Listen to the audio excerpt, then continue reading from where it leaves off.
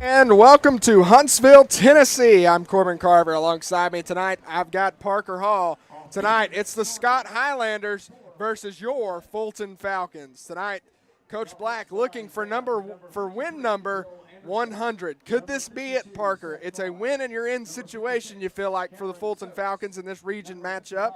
You win tonight, you might clinch the 3 or 4 seed heading into the playoffs. Yeah, we talked about on the way here, it's a win and you're in situation. You look at who all's played so far in the region, what you got going on tonight. Only one other region game going on tonight. And like me, you, and Russell, we were doing the math, and we said looking forward to the rest of the season in the region, and tonight, we feel like tonight can kind of cement what's going on. And for Coach Black to have win number 100 be a win your way into the playoff situation would be real nice. Had about an hour-long road trip down here, it seems like, so I'm sure he's had plenty of time in this off week as they are in fall break right now to think about this and game plan for everything coming up. I think he's got a pretty good shot tonight. We are a little beat up. We're short in some places depth-wise. However, I think this would be the best week for us to have any sort of adversity because this is going to be one of the shallowest teams we play when it comes to depth. Numbers-wise, they're right there with us. So that's probably the only matchup we've seen this year so far that actually kind of falls in our favor. Yeah, well, tonight's not going to be an easy win for Fulton. It's not just going to be a show up and you win because Fulton has completely killed themselves this week, and they have different looks. You have 2 players unavailable tonight. Rayshawn Jackson, your starting quarterback. Who do you turn to? Well, now you got to pull a wide receiver out and say, hey, you're playing quarterback. Marcellus Jackson, starting quarterback tonight for the Fulton Falcons. But you think, oh, hey, we've got some decent wide receivers. We got depth. Usami Bates comes in. He's banged up. He's out. Yeah, and then you've also got your leading rusher this year, who I think has only ran for under 100 yards twice this season. Davion Chenault, unavailable this week, out tonight. Those 3 right there, key pieces for Fulton on offense, and then you've shifted your star receiver to quarterback. You take away another weapon on the outside. Completely different look tonight for Fulton. How well can they handle that look as well? That's going to be the question tonight.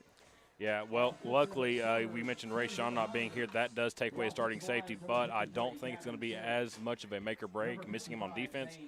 As when you look at the tape, this Highlander team, not much of an air raid offense. Last week, their quarterback bowling 3 for 7 for 0 yards on the year, or 0 yards last week, sorry. So I think the ground game's probably going to be their go-to. They got some pretty big guys up front, not a lot of tall guys in the receiver corps. So I think running is definitely going to be their bread and butter. I have been proven wrong before, but I do think I look to see the guys in red here sticking it on the ground and running it down the middle. Well, Parker, let's be honest, Fulton has controlled this series 12-3, I believe. 12-3. I mean, this being the 16th meeting, first time since 2008. The last time Fulton lost to Scott was 34-14 at home in 1999. Before that, they lost in 93 and 94, back-to-back years. Fulton, last matchup between Scott was 2014 in the playoffs. Parker, I think you might remember that run. Vaguely. 55-0 was the matchup then. Before that, the last time we were actually in Huntsville was 2008. Fulton won 35-17. So as you can tell, the last time these two teams faced off, Fulton had a blowout win. What does Fulton have to do tonight to go on the road and get that kind of win? Overcome adversity is the biggest thing you've got to do. You're missing two of your team captains, your biggest leaders on the guys between Rayshawn and Davion, both of them being gone. That's going to be a big hit, if nothing else, just in the mental factor of it. I mean, those are guys that really pick these guys up. They control the momentum. They just really steer this team in the direction it needs to go whenever it needs to go. And Fulton tonight, we will not see the offense to start. Fulton will be on defense. They have deferred their option to the second half, it looks like. So Scott will start on offense. How fast does this defense need to start tonight, Parker? I think you've got to start hot and heavy. I'm not saying, pin your ears back and bring 7 every time, but you've got to play a strong defense. You got to keep the press in secondary. You look for a takeaway early. Get the picture. Here is Fulton set to kick off as the Highlanders won the toss, and they will elect to receive. Fulton dressed in white jerseys with maroon numerals and black trim, wearing black pants tonight. Scott in all red with white numerals and the white helmets. It'll be Perez to kick off for Fulton. Ryland Griffin back deep to receive for the Highlanders in this big Region 2 4A football game here on the farm, Highlander Stadium in Huntsville, Tennessee. A squib kick down the field. It's going to be fielded by one of the upbacks at the 19-yard line. Getting it up to the 30, up to the 31-yard line is going to be Cannon Van Hook. And down the field on the tackle is going to be Dexter Lewis at the bottom of the pile. Good to see Dexter back out on the field here for the Falcons. Starting lineup for Scott, Luke Bowling, a sophomore, will be the quarterback. His running back will be number 41, William Young. And really, for this Scott offense is very interchangeable. You'll see a lot of different people as they've played two quarterbacks most of the year, as here's Scott quickly coming over the football. As actually Brady Strunk is going to be in at quarterback, number 6. They announced Bowling as the starter, but Strunk will be in. The running back will be Young. 3 receivers to the left of the formation. Here's the handoff. They go, they fake the handoff. Strunk's going to slide through and lose a yard to the 30, as I think holding on for dear life to make the tackle for Fulton, as that was Cameron Stokes. As they tried a little misdirection, running to the left, and then the quarterback kept it up the middle, and Fulton was able to make a shoelace tackle for a 2-yard loss. It'll be 2nd down and 12 upcoming for the Highlanders. Well, just looking at the stats, Russell, Scott only scoring 8.8 points per game, so Fulton's defense tonight has an opportunity for a stellar performance, hopefully a shutout, if they can just play alignment and assignment. 2nd down 12. Strunk asks for the football. Hit in the backfield as they fake, but Strunk's going to keep it, and he's got running room. Bouncing to the outside. He's at the 50, 45, 40, and it will be blasted down by Marcellus Jackson as Fulton bought the fake up the middle, and Strunk goes down the far sideline for a big gainer, and it'll be a 1st and 10 for Scott High. Strunk read it well right there, and by God, he saw the hole, and the hole was there. Broke that one for big. Well, right on cue for alignment and assignment. They did not understand that assignment one bit, as everyone bit on the running back. You've got to be able to contain the quarterback as well. Ball will be on the 38-yard line in Fulton territory. Scott will have a back and 2 receivers to the near side. Strunk hands off. Young going left side, trying to get to the sideline near the Fulton sideline, and he'll be racked out of bounds after about a 1-yard gain, and it'll bring up 2nd down and 9 for the Highlanders. Scott showing a very run-heavy offense early in this one. Yet to see a pass, yet to even see anything that would look like a pass. It's either handoff or fake handoff. Quarterback keeper so far. Scott only 96 total yards last week against Clay County, who's ranked in Class Single A. They lost 25-0. 2 receivers near side. Now the H-back goes in motion, tight end split to the left. Strunk, handoff, hit in the backfield and dropped as they went to Young, and it was Holbrook, the first one there, and then McDowell finishes him off. as that time Fulton was ready, as Fulton pushed the blocker into the backfield, and Holbrook was there for the tackle. Great play there by Fulton's defense, able to read that one and get back there, shed your blocks, and come up with a huge loss right there. Yeah, right here we mentioned them being a very run-heavy team. Now we're looking at 3rd and long. Let's see if they finally get one in the air. 3rd and 13, 10-14 remaining here in quarter number 1, no score. Scott moving to your right towards the scoreboard in the field house. Strunk back to pass. They set up a screen. Pass on the left side, overthrown and incomplete. Fulton brought the pressure with Jarrison Gibson. They tried to dump it off to Young on the left side, but the pass, because of the pressure, was a little bit overthrown, incomplete, and it'll be 4th down, and it appears as Hugo Henry checks into the ball game. He's their fine kicker, not the punter, as they're going to go for it. Why not here with the ball at the Fulton 42-yard line? You had that one big run by the quarterback Strunk. Now they're going to drop back in punt formation. You got to be prepared for a fake. 3 receivers near side. Strunk's going to get it. He's going to kick it. High knuckleball kick is going to take a bounce, and it's going to roll, and it's going to kick into the end zone for a touchback. So Strunk kicks it into the end zone. Scott really not taking the gamble right there, kicking it on 4th and long, and the Fulton offense will come out onto the field. And as you probably heard in the pregame, a different-looking Fulton offense tonight, as it'll be Marcellus Jackson at quarterback, and at running back will be Damian McDowell. So some new faces. Of course, Marcellus has been the backup quarterback all year long, and he's going to get the start tonight. So Jackson will be the quarterback. 2 receivers near side as Fulton moves to your left. Draw play. This is going to be McDowell. Puts his head down. Here's Damian, and he's going to have about 9 yards on 1st down as he tries the right side. Finally tripped up by Strunk, and that's going to be a nice gainer on 1st down as they go with McDowell. They'll say it's 10 yards, and that'll be a 1st and 10 for the Falcons. McDowell on the year has rushed for 63 yards, 12 carries for 63 yards and a touchdown. I believe he'll see all that and then some tonight with his new restructured offense. Lewis and Peebles, the receivers, to the near side. This time, Jackson's going to fake the handoff, and he's going to keep it. Far sideline. Here's Jackson at the 50, 45, cuts to the near side of the field. It's going to be a foot race now. Here's Marcellus Jackson, 10, 5, touchdown. Big Maroon on the quarterback keeper by Marcellus Jackson. Touchdown, Big Maroon, 70 yards on the touchdown run, and the Falcons are on the board first as they lead this football game 6-0. Well, we just thought McDowell would get more of the touches, but right there, Marmar doing what he does and just breaking it big with his legs. Well, an excellent read there. Receiver sold it on the outside, got the corners and the safety downfield. Marcellus has one defensive end to beat.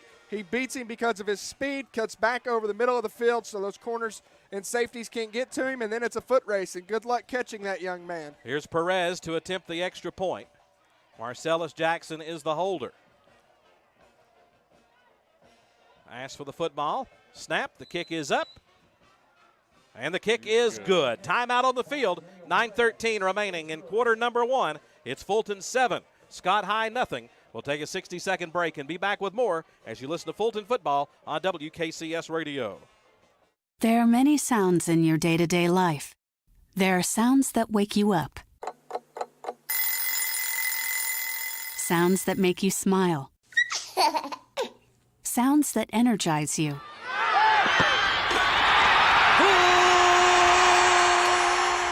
And sounds that help you relax.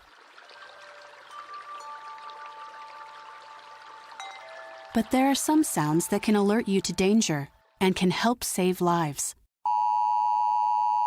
Wireless emergency alerts, now on many mobile devices, use a unique sound and vibration to bring you information about severe weather events, Amber Alerts, or other emergencies in your area. With critical information from local sources you know and trust, you can be in the know, wherever you are. For more information, visit ready.gov/alerts. Brought to you by FEMA and the Ad Council.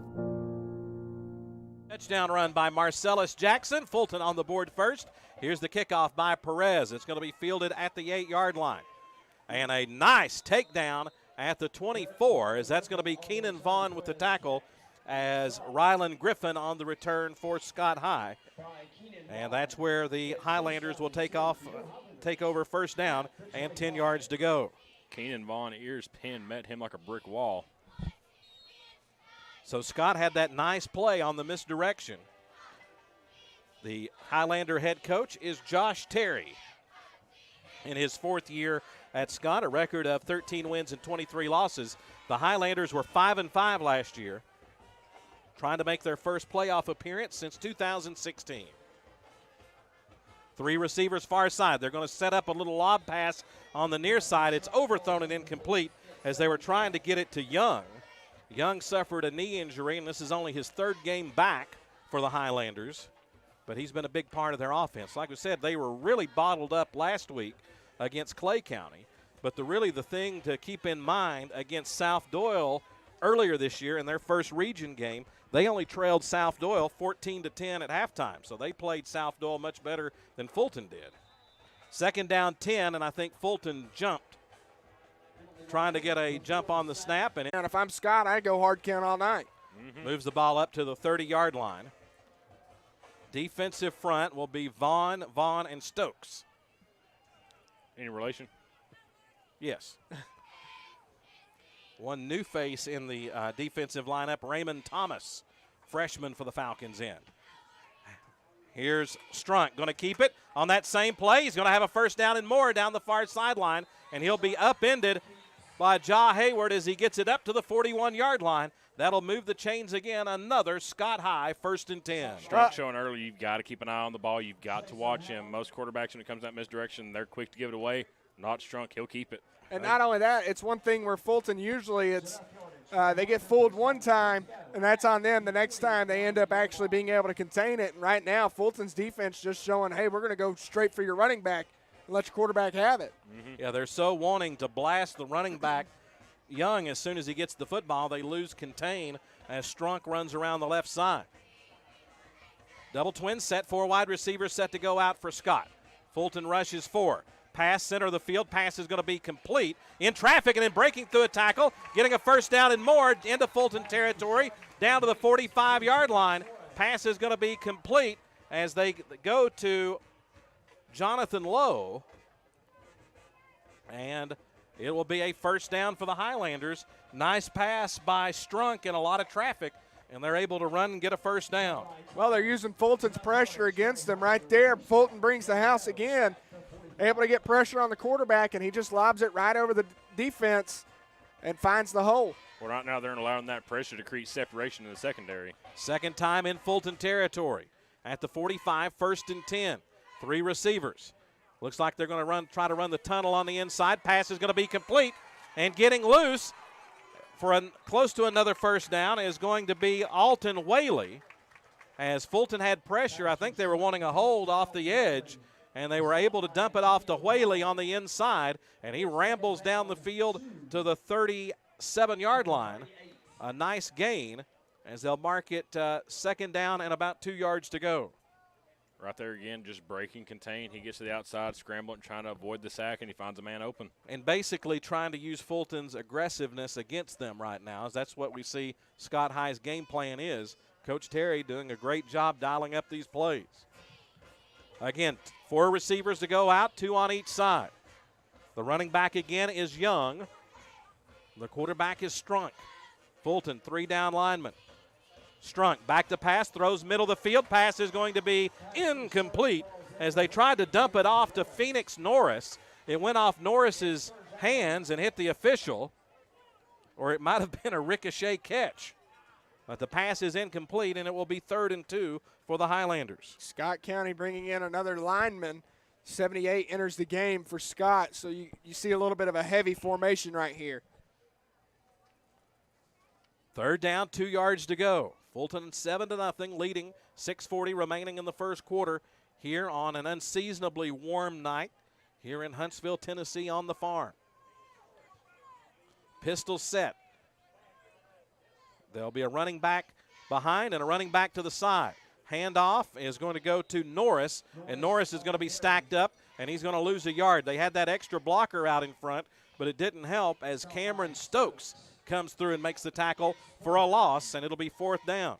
Last time in this situation, although it was 4th and long, Scott elected to punt on this end of the field, but there's no doubt they're going to go for it here as it's only 4th, and the scoreboard will show 2 yards to go as we hit the 6-minute mark in the first quarter.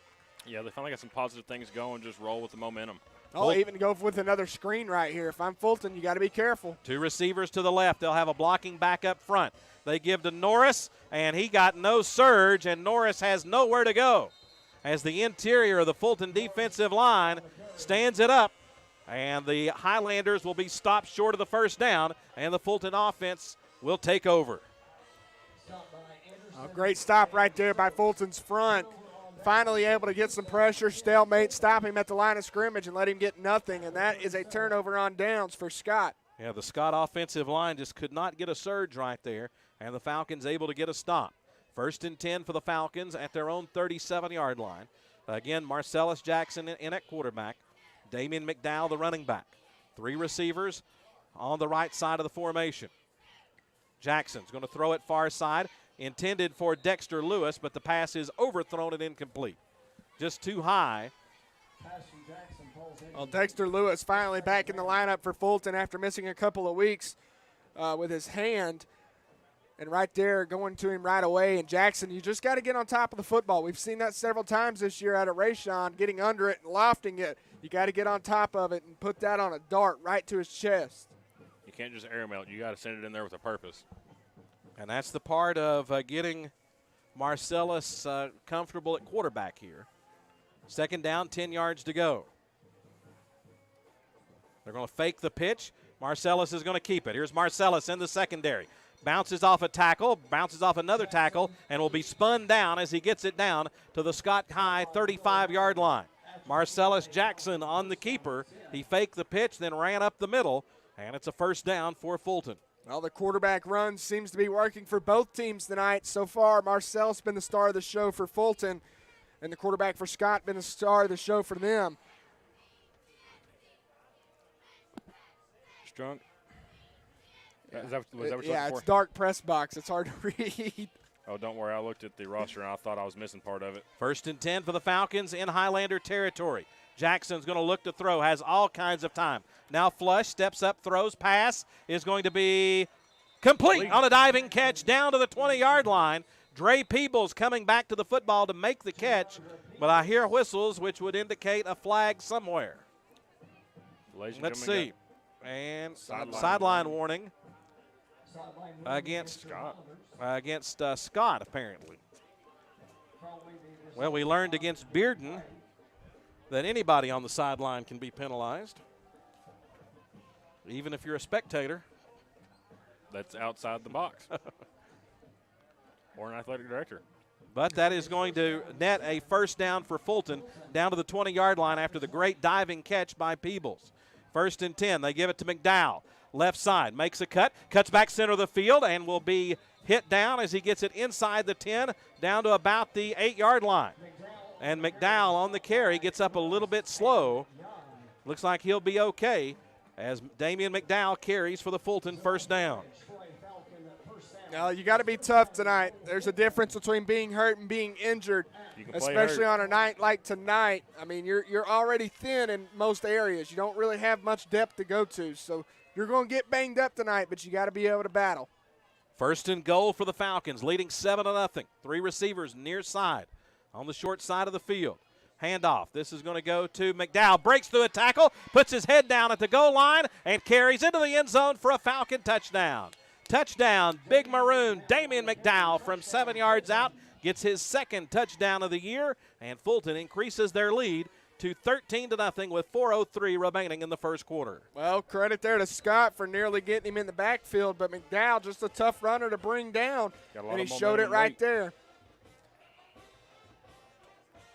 He's definitely one of the bigger running backs we have, more of a downhill guy. Perez to attempt the extra point. Snap, the kick is up, and the kick is good. Timeout on the field. Fulton 14, Scott nothing with 4:03 remaining in quarter number 1. A 60-second break, and we will return as you listen to Fulton football on WKCS Radio. We first opened about 10 years ago. We were small, just a few of us, but it was exciting. I always dreamt of having my own business. It was kind of slow at first, but things started picking up. We had big plans. But in our wildest dreams, we never thought we'd have this much work. Yeah, with so many businesses caught off guard by the storm, Reed Waste Management has never been busier.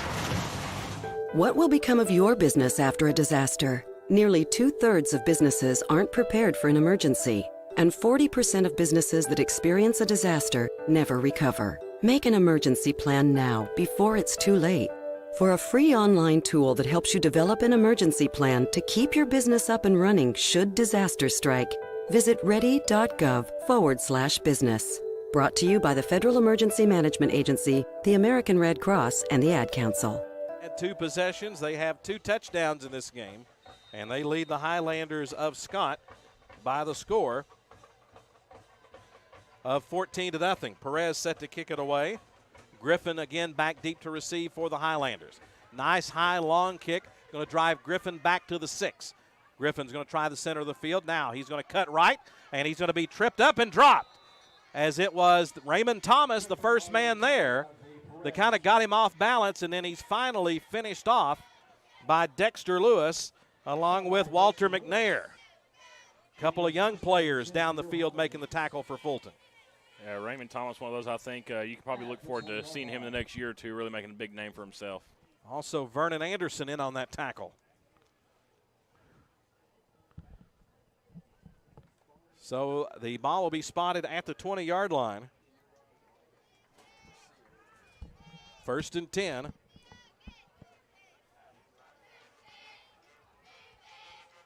Highlanders will have 2 receivers near side. Single running back set. Strunk fakes the handoff. He's in trouble. Is able to squirt through and get maybe back to the line of scrimmage, maybe a yard, as Will Sims has the tackle for Fulton, as Strunk is showing himself to be a little bit elusive running the football. Yeah, Russell took the words right out of my mouth right there. I was about to say, if nothing else, he is elusive. Strunk had 109 yards rushing in that loss to South Doyle. It wound up being 42-10, but as we said, it was 14-10 at halftime. So Scott was really up to play that game against South Doyle, and Strunk kind of had South Doyle on their toes, just as he's had Fulton on their toes tonight. They'll go with trips receivers to the short side of the field.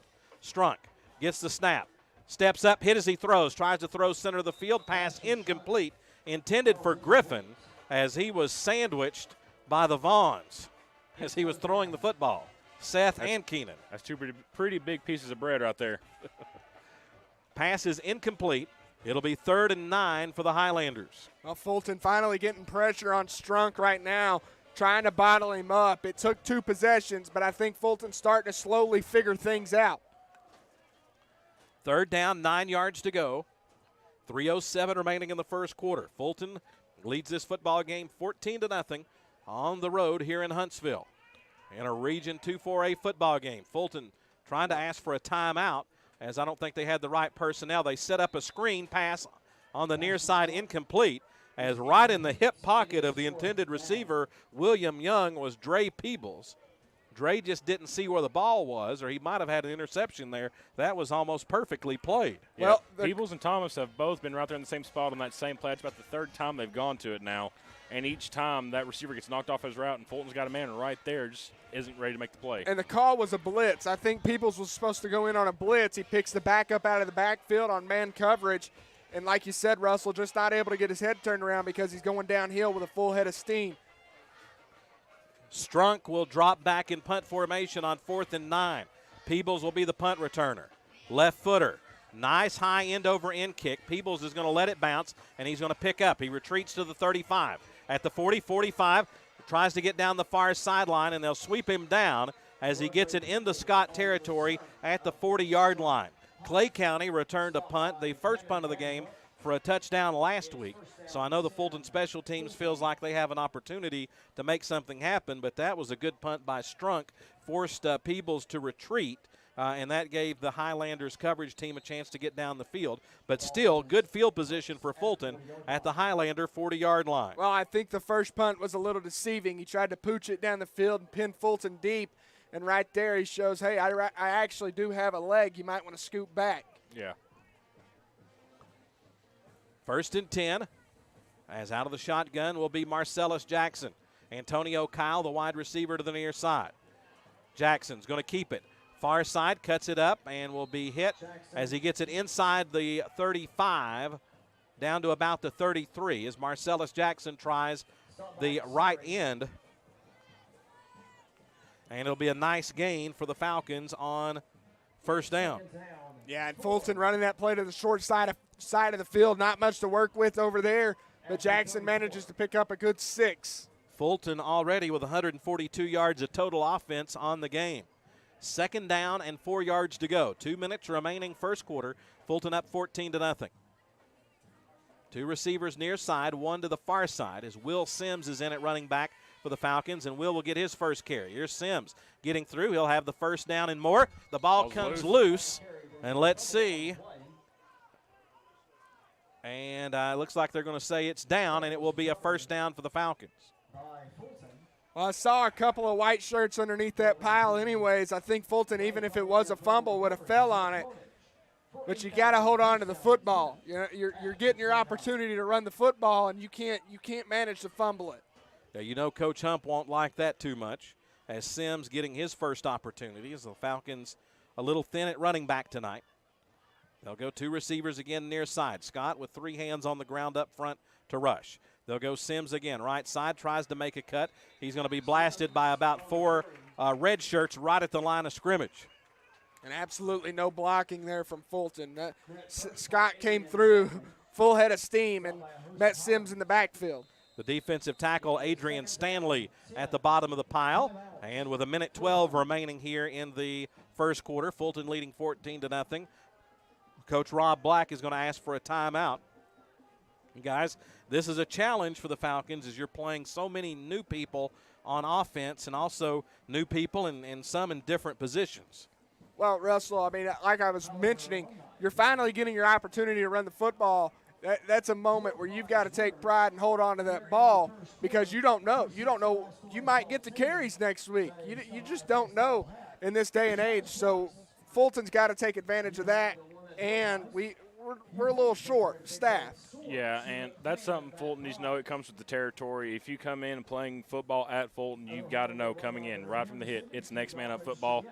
So you've got to approach every week like it is that, because you end up in situations like this where you've got 3 of your star guys out.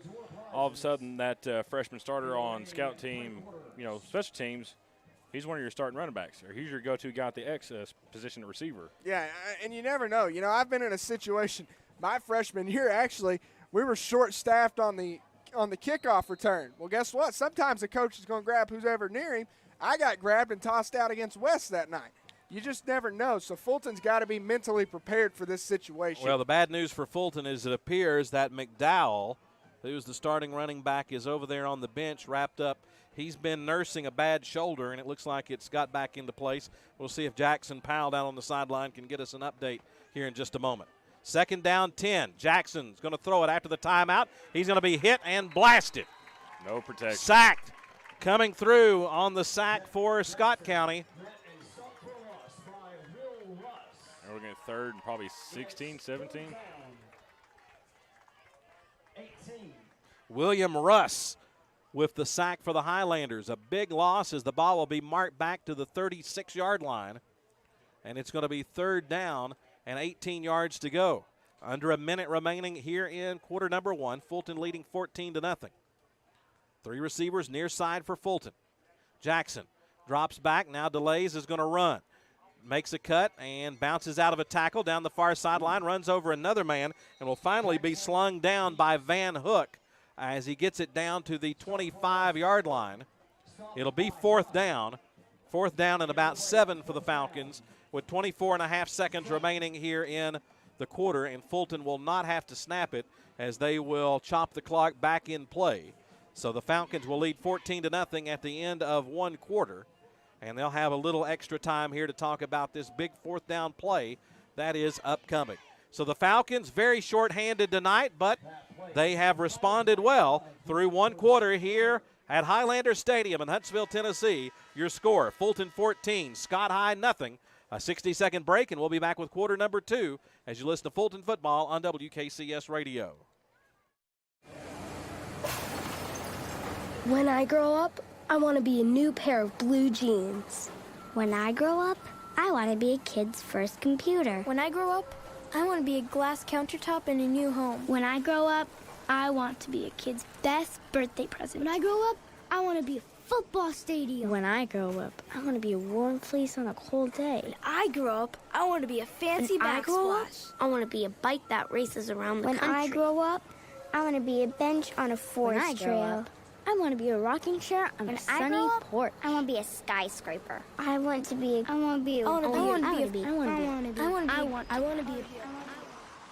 When I grow up, I don't want to be a piece of garbage. And if you recycle me, I won't be.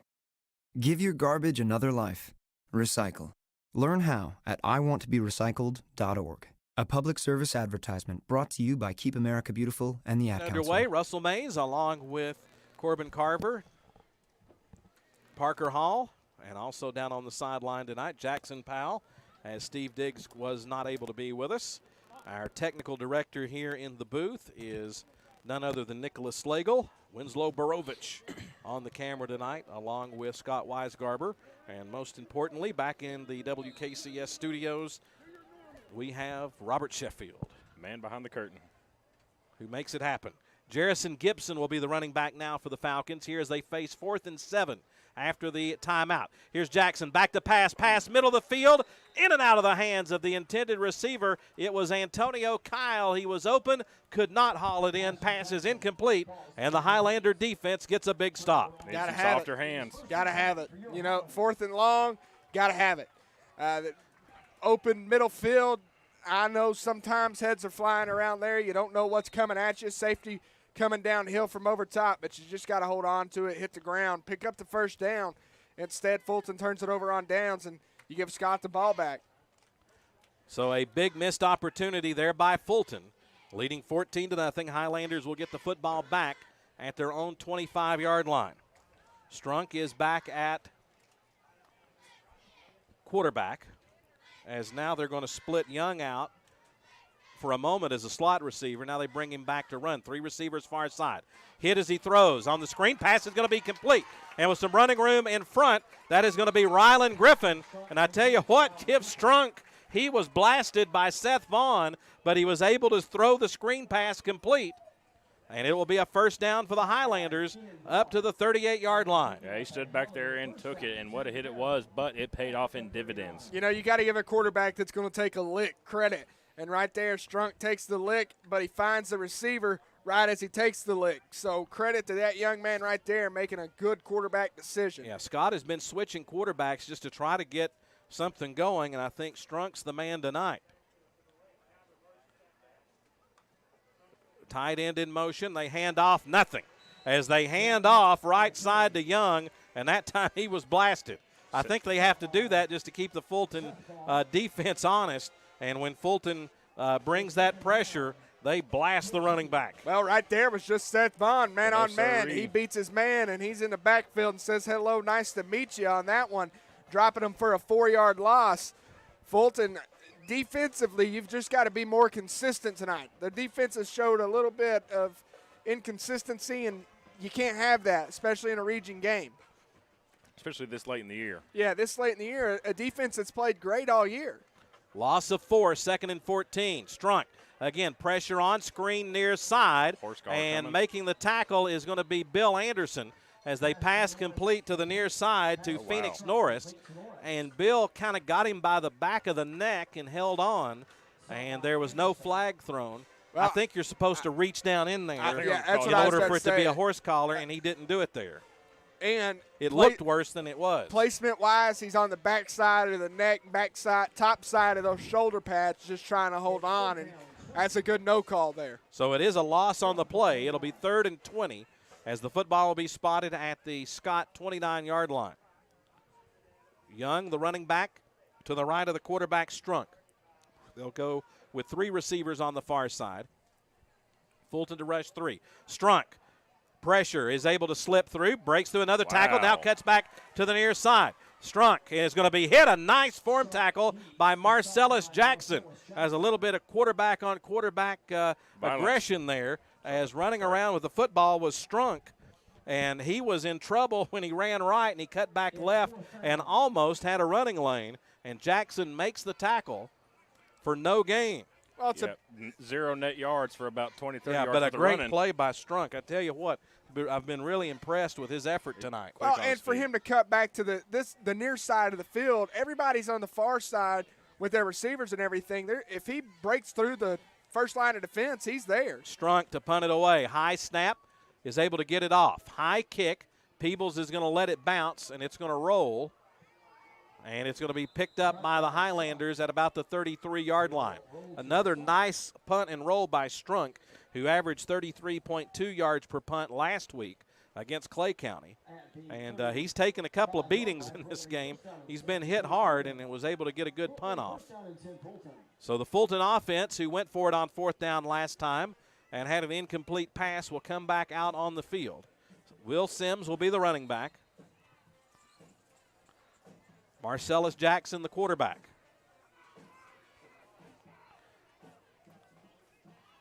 Peebles, along with Kyle and Dexter Lewis, will be the wide receivers to the near side. John Hayward to the far side. Draw play, left side. This is going to go to Sims, and Sims will get it past the 35 up to about the 38-yard line as Will Sims tries the left side. Phoenix Norris with the tackle for the Highlanders.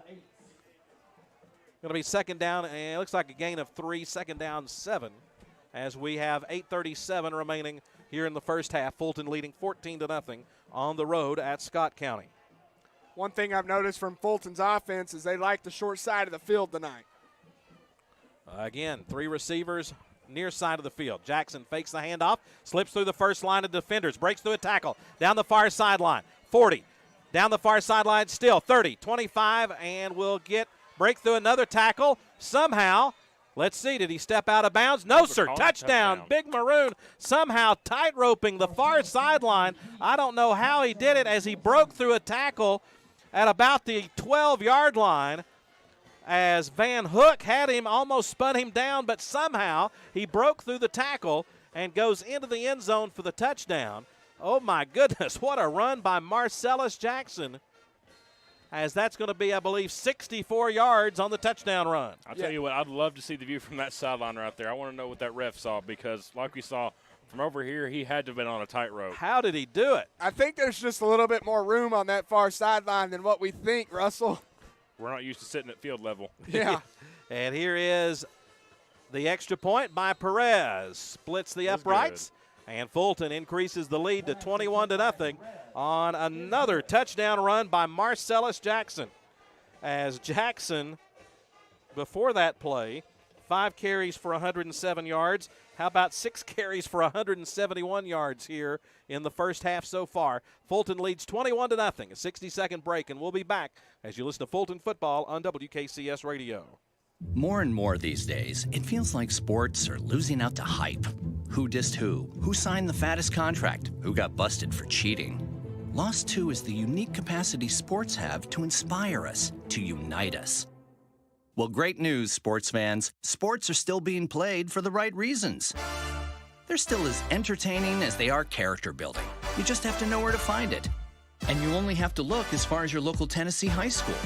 You know, the place where the games are exciting, concessions are affordable, and the parking is free. Where the emphasis is on hustle and heart instead of hype.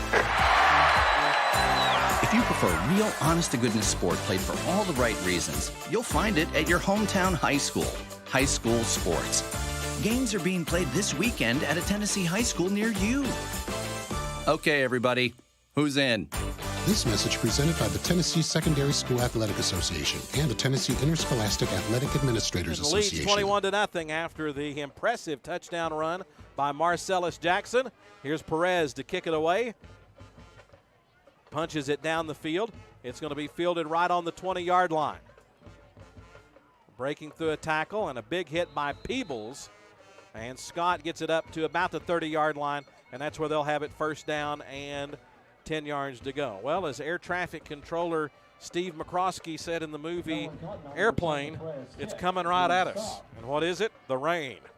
There's a rain cell. Looks like, according to crack meteorologist Nicholas Slagle on the radar, it looks like it's coming right at us. As we were fearing that there might be some rain tonight, as the forecast has changed a few times throughout the evening.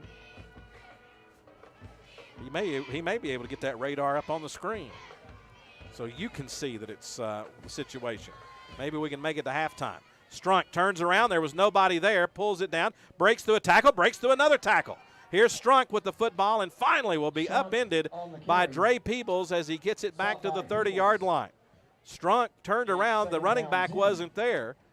Broke through 2 tackles. And Strunk, I tell you what, has had 2 impressive runs and gotten 0 yards out of both of them. Well, credit to Fulton's defense. Nice open field tackles. You know, something that we usually haven't seen from Fulton's defense.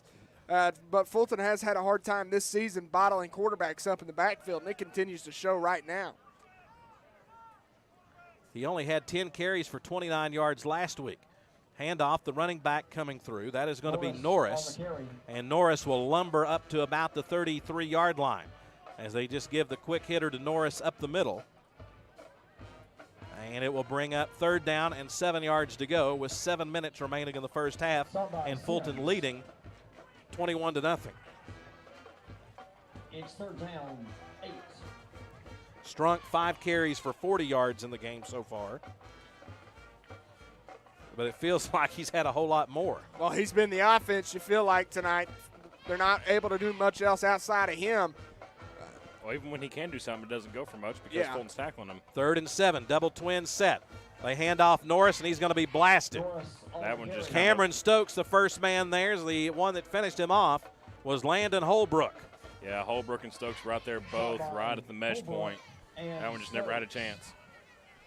Loss of 3 makes it 4th and 10, and Strunk will have to drop back into punt formation again. I'm really shocked Fulton hasn't tried to go after a punt right here. I mean, he's only standing about 10 yards away from the ball. Well, they have 3 receivers split out. I mean, almost like a normal offensive formation with just Strunk drop back in punt formation. I'm sure they could probably fake it if they want to, as he just line drives a kick down the field.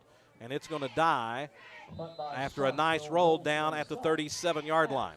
So Strunk just got it out of there and got what he could, and that's where Fulton will take over. 1st down and 10, leading 21-0. Yep, seems like right now for Scott it's just been the Strunk show. Offensively, that's been about it. Let's see if this Fulton offense can answer with the short staff they have and see if they can get in the end zone one more time. Well, Marcellus Jackson, 6 carries for 171 yards. You know you want to get the ball in his hands as often as possible, and with him at quarterback, it gives you the opportunity to do that. Sims will be the running back. Jackson throws it out. Pass is going to be complete to Lewis on the far side. Here's Dexter breaking through tackles on the far side, and he'll get it up to midfield. Flag is down back at the 44 as Lewis was able to fight through. Let's see maybe if there is a hold as Fulton was trying to block for Dexter Lewis downfield as they just threw it to the left and let Lewis run with it. Yep. Holding against the Falcons. Holding against Fulton. Guys, we left something. Yep. I don't have my penalty bingo board. Well, we had not had that many tonight. Now, very clean game so far tonight. Fulton, I think the only team being penalized so far. So both teams playing extremely well. First one for Fulton was an offsides, and now this hold. Yeah, I believe that's just the second penalty of the game. So it'll move the football back to the 33-yard line, where it'll be 1st and 10 for the Falcons. With a win tonight, Fulton head coach Rob Black will get his 100th win of his career. Falcons going for that tonight, as well as trying to clinch a playoff berth. Handoff's going to go to Sims, and he's going to be blasted. Hit in the backfield. The ball came loose. There was a whistle as the ball was hitting the ground. It should have been a fumble, it looked like. But it looks like they're going to say Fulton fell on it. Following the fumble recovery, it will bring up 2nd down. Yeah, it was a fumble looking at the replay. It definitely was a fumble. Fulton lucky to be in the area. Fulton's got to get the blocking more consistent tonight as well. So far, we saw a couple of passes where we're blown up in the backfield, and now this run play we're blown up in the backfield. You can't have that after a good holding penalty. Well, you begin to see some folks down below the putting on of rain jackets as the snap goes to Marcellus Jackson on second down. Bounces to the outside. Here's Jackson, turns on the Jets. First down, stops. Now he's going to cut back across the field, runs over a tackler, and will be blasted down as he gets it into Scott territory at the 38-yard line. There's one for the highlight reel. But another flag is in the area, all the way back at the 34-yard line. Just had to say they were playing clean football. Well, Parker, what would it be without Fulton erupting with penalties right here? Again, I forgot my bingo board. It's hold again. I'll play 2 boards. It's all right. So a nice run by Jackson is negated on the holding penalty. 10 yards from the spot there at the 34. We'll move it back to the 24-yard line. And you just can't have that. I mean, whenever you feel a guy getting on the outside, just let him go. Fulton's got to play cleaner football consistently. Second down for the Falcons. Fulton's got to get it all the way up to the 47-yard line. They'll scrimmage from the 24. Second and 23. Jackson's going to throw it deep. Down the far side, pass is going to be underthrown, incomplete, as they were looking for Hayward down the far sideline. Pass broken up by Van Hook, as it was a nice throw there, just a little bit short by Marcellus Jackson. Pass is incomplete, and it'll be third down. Probably not a bad time here just to try to let him loosen up that arm. Right.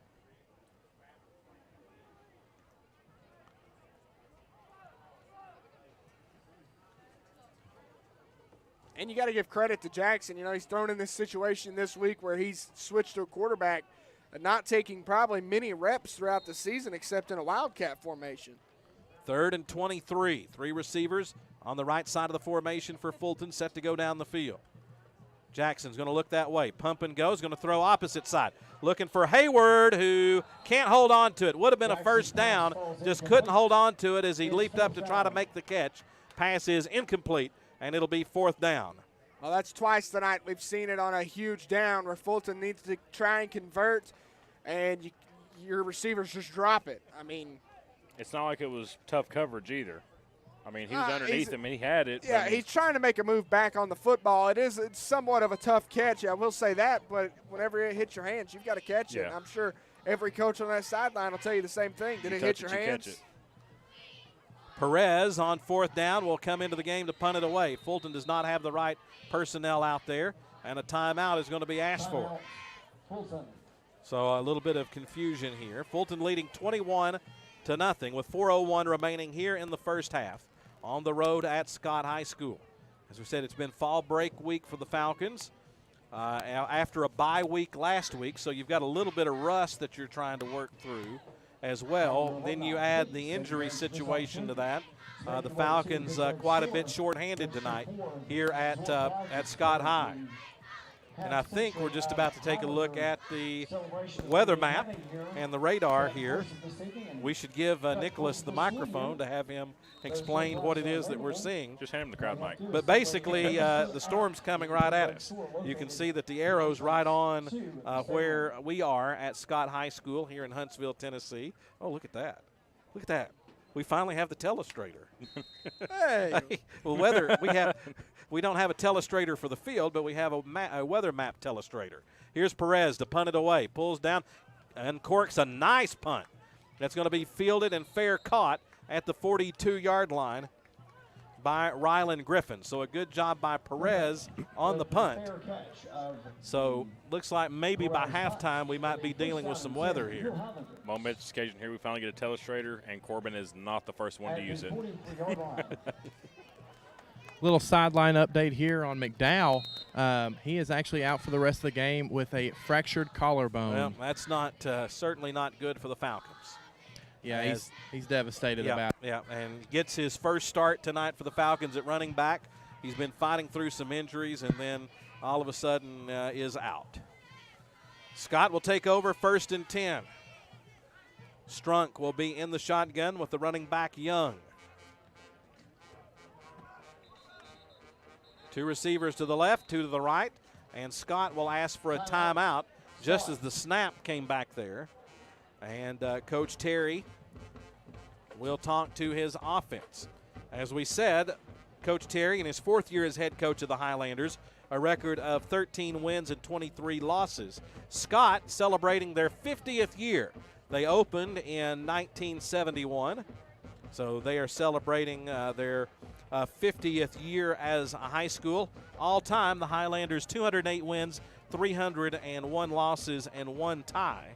The Highlanders have made 10 playoff appearances, the last coming in 2016 when they had an 8-4 season, which was one of the best in school history here at Scott High School.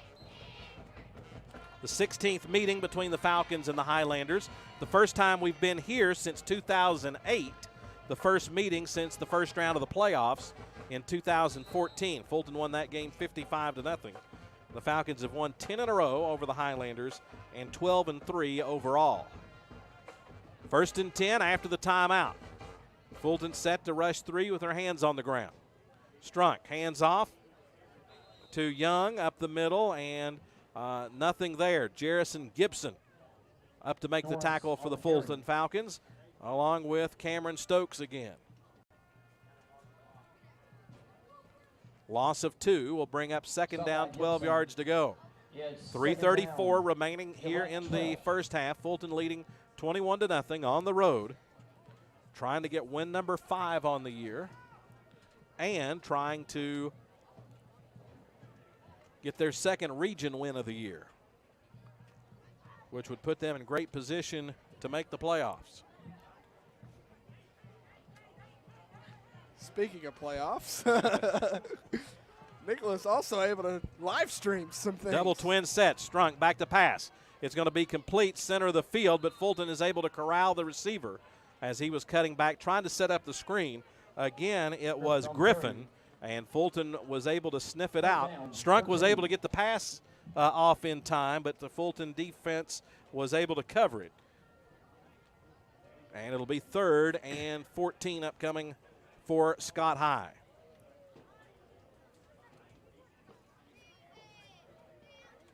Highlanders in no hurry right here. With 2.5 minutes, want to run as much clock off as they can. 3rd down, 13. They'll go 3 receivers near side. Strunk back to pass, dumps it off. Pass is going to be complete to Norris, and Norris will get it past the 45 up to the 47 before he'll be tripped up by Jarrison Gibson as they just flipped it out over there on the right side. It'll bring up 4th down, 4th and about 6, and a decision for Coach Josh Terry. 2 minutes remaining in the half. They're going to line up quick here. Try and get Fulton a jump or something. It worked earlier. 4th and 6. 3 receivers near side. They're not in punt formation. Clapping his hands.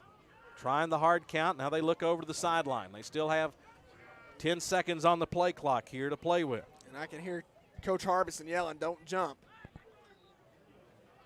Now they look over to the sideline again, and it looks like they're going to milk the clock down and ask for a timeout as the clock hits 1 on the play clock. So timeout Highlanders. Fulton 21, Scott nothing. 1:22 remaining in the first half. A 60-second break, and we'll be back as you listen to Fulton football on WKCS Radio.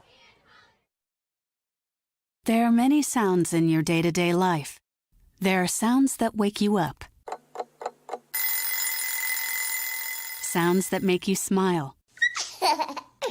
Sounds that energize you.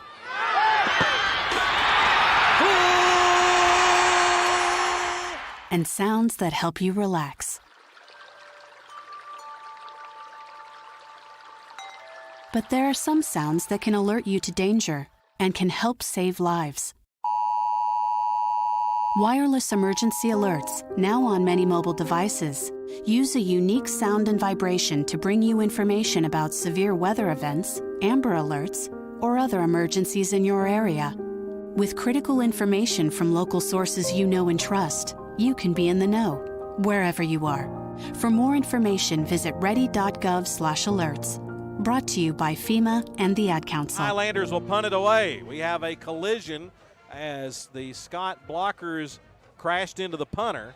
Somehow Strunk's able to get it away, and the ball will roll down to the 22-yard line. Fulton had pressure, and the blocker crashed into the punter. As Coach Hump would sometimes say, that's called friendly fire right there when you get hit by your own man. You never like friendly fire. And Fulton will take over 1st and 10 at their own 22-yard line with 1:17 remaining in the first half, leading 21-0. Fulton will have a timeout here.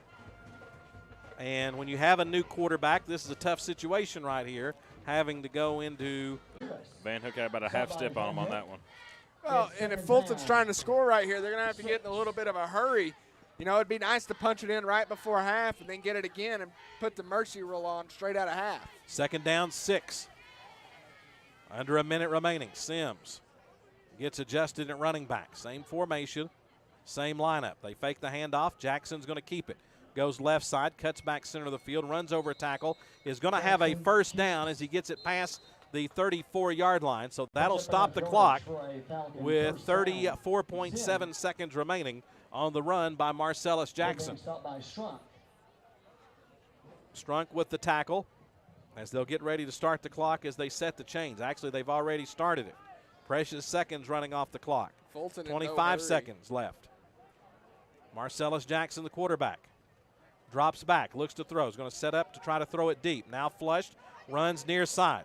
Throws off his back foot. Pass is going to be complete to Kyle. Down at the 35. 30.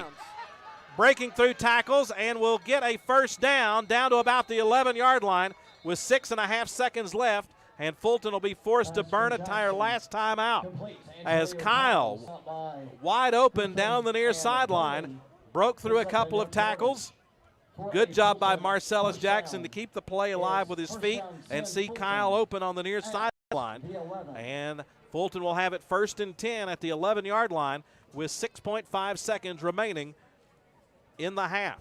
Yeah, Marcellus right there extending the play, really looking like his brother out there. Well, here's a question now if you're Coach Blight. You're in field goal range. Do you kick the field goal and take the points headed in a half, or do you try and take a shot?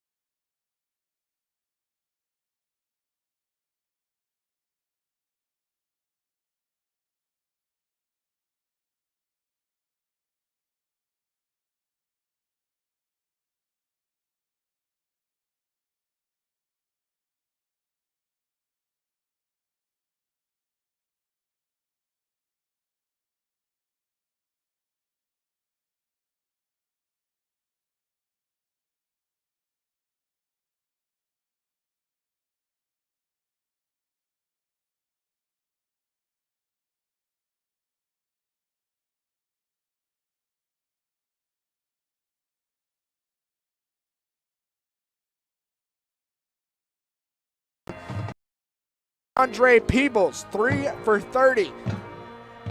And your defensive leader has been Cameron Stokes tonight. 3 tackles, 2 solos, 1.5 tackles for the loss. As that has been your Fulton stats. And your scoring situation is, with a 9:13 left in the first quarter, Fulton ran for 70 yards. It was Marcellus Jackson. That was a touchdown. 4:03 left. Damian McDowell punches it in from 8 yards out. That was a touchdown. Fulton led 14-0 at that point. Heading into the second quarter, it was tough sledding for the Falcons at first, but they found their answer on a 64-yard touchdown run from Marcellus Jackson. That was 8:08. That marked that one, 21-0 your score. And as time expired in the first half, Marcellus Jackson rolls left, finds Peebles in the back left corner of the end zone. PAT no good, and Fulton leads 27-0. That one set up by the beautiful catch and run by Kyle there to really dig him out of a hole. And a great performance so far by Fulton in this first half. Parker, what has shocked you so far? You know, we talked about the tough sledding of offense, how it's going to pan out, and so far Fulton just looks like they're natural in this offense. I think out of everything we've seen so far this half of the ball game, what surprised me is most has probably got to be how well Marcellus has adapted to the quarterback position. Like, every kid grows up playing quarterback in Little League football, but playing it in the backyard on Thanksgiving afternoon is a little bit different than playing it on Friday nights. For a guy that's used to playing, running back, wide receiver, stuff like that, he's shifted in the position fairly well, I think. Like Coach Black said right before the break, that's just kind of a token to his athleticism. So to see what he's doing so far tonight, it's kind of surprised me. I expect him to run the ball well like he always does. But to see him get a couple plays downfield has really been a pleasant surprise. I didn't think he'd be as successful in the air as he has been. Not to take anything away from him, but I definitely think we anticipate the quarterback play being a little less involved tonight for the Falcons. Yeah, Strunk, on the other hand, 6 attempts for 40 yards for Scott. How does Fulton continue to bottle him up? You know, we saw him early in the game able to break some loose, and then after Fulton able to finally, you feel like calm down, they're able to get him bottled up. He had some great runs, but they netted 0 yards.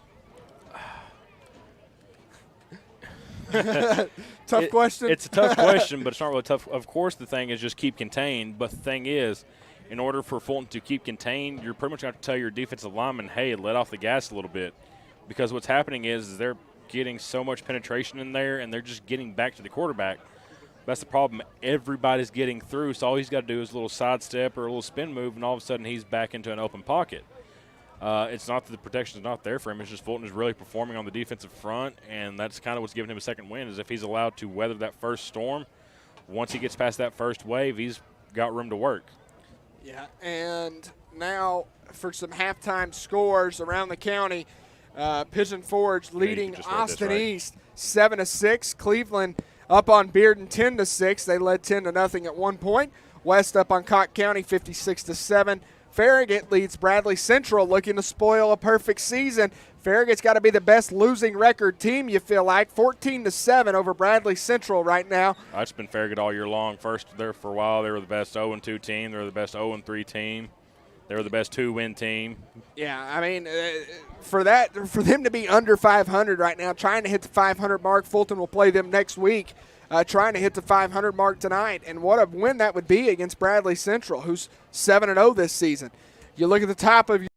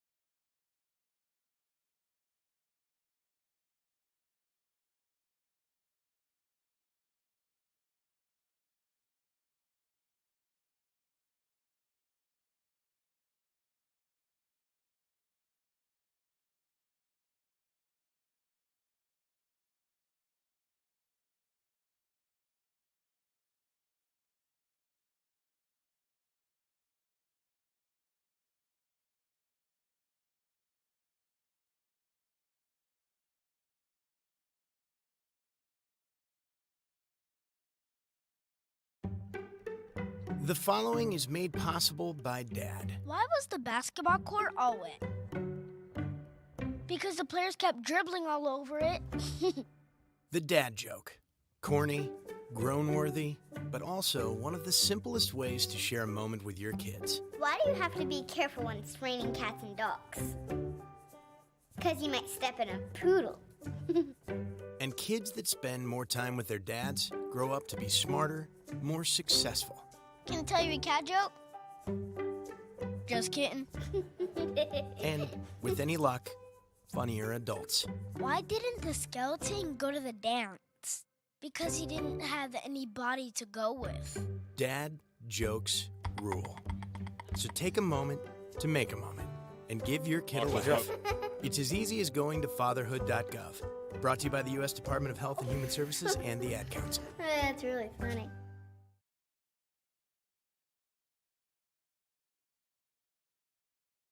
And we want to apologize. We are having some technical difficulties on our video stream with the audio, and we're trying to get all of that squared away so that you're able to hear our broadcast. So please just be patient with us as we go along on the broadcast, as we've got a little audio gremlin. You should be able to hear us well on WKCS Radio. But, again, we're just having some difficulty with the video stream for you being able to hear us. Here's the second half kickoff by Hugo Henry. And looks like Scott's going to be called for being offsides on the kick. Fulton 27, Scott nothing as we go into the third quarter here on the farm in Huntsville.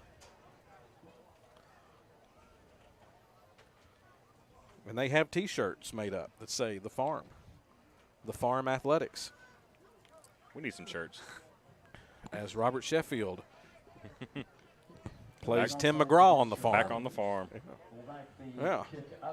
See what you did. Robert was standing by and ready for that on the radio broadcast. Can that be the TV? First song after tonight, please? Probably so. Hey, they are having. I did hear in the pregame they are having a fifth quarter, so we'll be getting down on the farm, right, Russell? Well, not during the fifth quarter because they'll be talking about the Lord then. Here's the kickoff. It's going to be fielded by Marcellus Jackson. Right up the center of the field. Here's Marmar.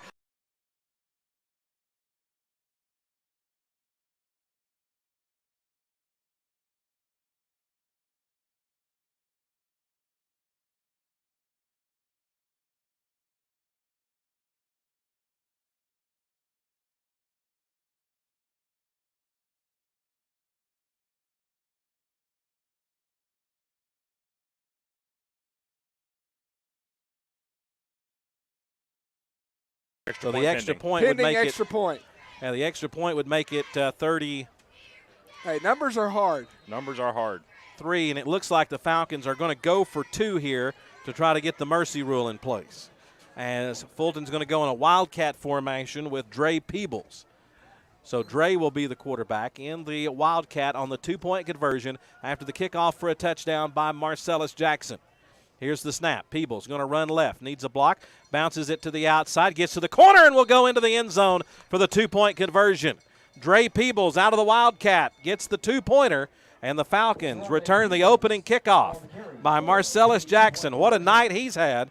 Definitely going to be up for Player of the Week from somebody, if not only from WKCS Radio. But that's the one that matters most. He might win some fair tickets, or excuse me, some fair. Some fair's over with. He's gonna win he's gonna win a Shrine Circus ticket. Is that how cheap we are? We give expired tickets away now, Russell. That's usually how we operate here at WKCS Radio. He didn't say what fair. And we probably got some expired food in my classroom that probably give away as well. But we don't want to do that to Marcellus. He's played too well tonight. But that was a big kickoff right up the middle by Jackson as they make a big play. There on the kickoff, and Fulton gets it 35-0. So the clock will run as the Falcons get set to kick it off here. And on a night that you're very short-handed, that's probably a good thing.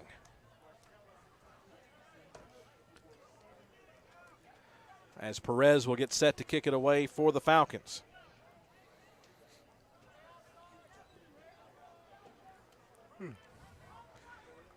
Michael Skates has just told us that the state fair over in North Carolina is open in Raleigh, so maybe we'll get him some Michael Skates listening over in North Carolina. Hello to him. As here's the kick. It's going to be fielded down at about the 30-yard line. Yes, we got you free tickets, but you got to provide your own transportation. To Raleigh. To Raleigh. No news if the fair is going to be open in Raleigh and Mount Pilot or Mayberry. So the Scott offense will take over 1st and 10 at their own 30-yard line as the clock rolls, 11:20 remaining in the third quarter of this football game.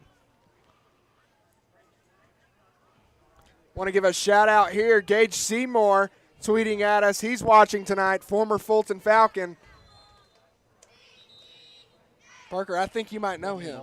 Well, that's two members of the 2013 state championship team that are watching tonight. I had a class with him a couple years ago, I think. Shout out to Gage, too, by the way. Last week, I don't know if you all saw, but had quite the experience this past Saturday. Been part of that flyover. Well, Scott got a 5-yard penalty. First time they've been penalized tonight. And Strunk is going to keep it, and he's going to be stood up and dropped. Cameron Stokes there with the tackle. Strunk on carry. Strunk ran the ball quite a bit in the first half. He got away from Fulton a couple of times. But here, as of late, Fulton's done a much better job of keeping him corralled. Well, I think that first big little misdirection play they had in the first quarter was the wake-up call Fulton needed for Strunk. Strunk 6 carries for 40 yards on the night. Scoring. Second down, 16. Scoring update, Pigeon Forge up on Austin East, 14-6. Out of the shotgun, Strunk back to pass. Going to throw near side on the little tunnel. Pass is complete. Trying to dance his way through traffic is going to be Alton Whaley. Get about 1 and yard. Whaley will get up to the 30-yard line, so he'll get what they lost on the penalty back. And it'll be 3rd down and 10 for the Highlanders. Well, 3rd and long, that's where Fulton needs to live right now, On defensively. Defense, Yeah, defensively. Let's specify that. Hey, give me some time, Parker. Thinking ahead, can't help it. Falcons up 35-0. Scott facing a 3rd and 9 situation with 9:14 remaining in the third quarter. Strunk back to pass, tries to dump it off to Young. The pass is too low, and it's incomplete. Strunk is literally, I think, milliseconds away from completing those passes. Yeah. If he could just get the release probably 1 millisecond before that pass is completed, get some air underneath it right over Seth Vaughn, and that would have been completed. Instead, the screen plays have been working for Scott. Yeah, well, he's had so much pressure, he's trying to dump it off. And here's Strunk to punt it away. Left footer, wobbly kick, bounces the corner, and it will be picked up by Peebles on the sideline. Peebles dancing through traffic down the near sideline, 50, 40, and he'll be brought down by the punter Strunk as he gets it down inside the 40-yard line. What a job by Peebles. I thought he was going to let it roll dead, and he picked up and ran it, but there is a flag down back behind the tackle at the 43-yard line. Block in the back against Fulton. Peebles had a touchdown catch right before halftime and then had that 2-point conversion run just a moment ago. So the ball will be moved back into Fulton territory at the 47-yard line. Another former Fulton Falcon listening tonight, someone we probably wish we had this year. Mac McCovery listening, saying Marcellus is going crazy. Yes. Just as Mac went crazy against Campbell County last year. Yeah, racking up the highlights just like he did last year. Which we might even have a bonus trivia question for you coming up in just a moment. 3 receivers to the left. Here's Jackson back to pass on 1st down. Pressure on. Now he's going to pull it down. He's going to try to run with it. Tries to get it across the field at the 30-yard line to Lewis, who can't make the catch. But Marcellus, give him a lot of credit for being patient. He could pull it down and run every time, but he's trying to be patient and complete the passes. Well, I think the only reason why he even pulled that one down was because on the left side of the line, defensive end gets through, puts some pressure on Marcellus, and it just wasn't enough time for Marcellus to get that completed. Tried to roll out right, and nobody there. Yeah, it's like we'd said at halftime, Russell. I think you had stepped out, but me and Corbin both said we're surprised how he stepped in this quarterback role, actually really leaving the pass open as an option. On the incompletion, 2nd and 10. 6:38 remaining in the third quarter. Fulton up 35-0. Handoff goes to Sim, left side. Bounces it out. Here's Will Sims with running room. Down the far sideline. We'll have a first down and more. Inside the 35, down to the 33. A big run, a first down for the senior Will Sims on the left side. That's his longest run tonight. I think at the half we said he may have had four carries for 3 yards. And right there, a huge pickup for Sims to pad his stats a little bit. First down for the Falcons at the 33. Fulton tonight, it seems like running the ball is where they're executing best. I mean, we've seen some big passes, mainly the one to Antonio Kyle and then the one to close out the half. Other than that, it's been ground game for Fulton. First down and 10. 3 receivers near side. Jackson's going to keep it this side. Left side, bounces it out, gets to the sideline. Cuts back, now goes left. Makes another cut, and he's going to spin into the end zone for a touchdown. Touchdown, Marcellus Jackson from 32 yards out. Just navigating that far sideline again for another touchdown run, and Fulton increases the lead to 41-0. Well, putting on a clinic now on how to carry that ball. Mac, if you're still watching, you like crazy. He's putting some crazy moves on over there on that sideline, able to find the end zone twice off of plays like that, and keeps adding to Fulton's lead. Great blocking by Fulton there to get him into the end zone. And that will put him over the 200-yard rushing mark. And into the ball game will be Regis Akungu to attempt the extra point out of Marcellus Jackson. Here's the snap. The kick up by Regis is good. So Regis gets the extra point for the Falcons, and Fulton increases the lead to 42-0 with 5:29 remaining here in the third quarter of this football game. We'll take a 60-second break and be back with more here from Huntsville as you listen to Fulton Football on WKCS Radio.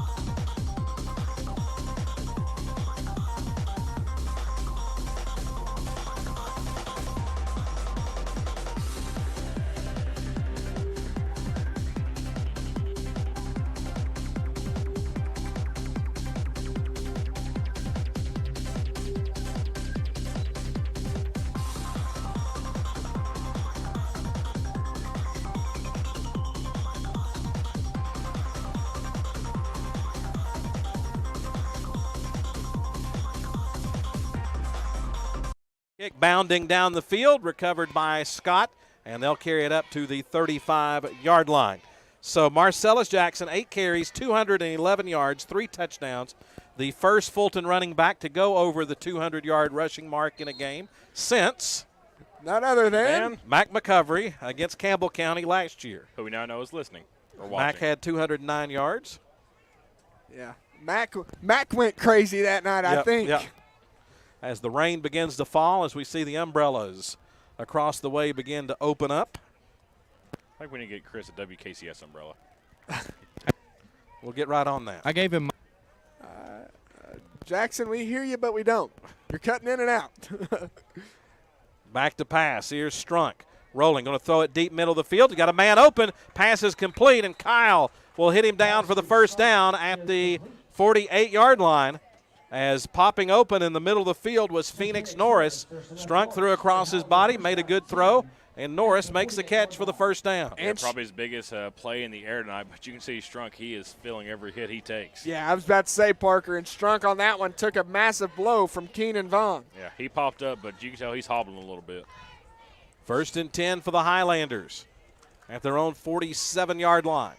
3:50 remaining here in the third quarter. The wind begins to blow. Fulton shows blitz. They're going to throw near side pass, incomplete. As again, they're trying to set up that little tunnel screen to Ryland Griffin.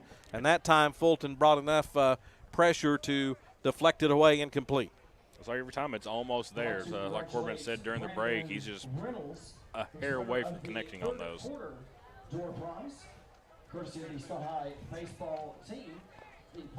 It'll be 2nd down and 10.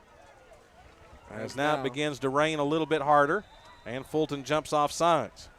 They said, oh, what's that? So, Jackson, if you want to bring it on up here, you can, because we're going to have to put our equipment inside. Just kidding. Apparently Nick locked you out. I am on the way. As it's going to be encroachment against Fulton. It's about to get crowded in here, boys. Yes, it is. Corbin, you might want to scoot up. There goes MySpace. Facebook's better anyways. As we just have a little cell coming over the farm. Hey, how are you? Encroachment against Fulton, a 5-yard penalty. And it'll be 1st and 5 as Scott will have it at the Fulton now 47-yard line. And now we have a whistle.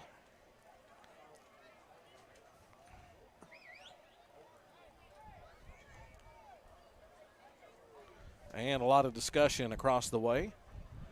I will say the breeze does feel nice. Yes, it does, as I think the hot weather may be gone officially right now. Until next week. Yeah. Well, it's supposed to be a little bit more fall-like. Usually fall break, the weather's nice and cool. But it wasn't this week with temperatures in the 80s. 2nd down and 5. Strunk rolls near side.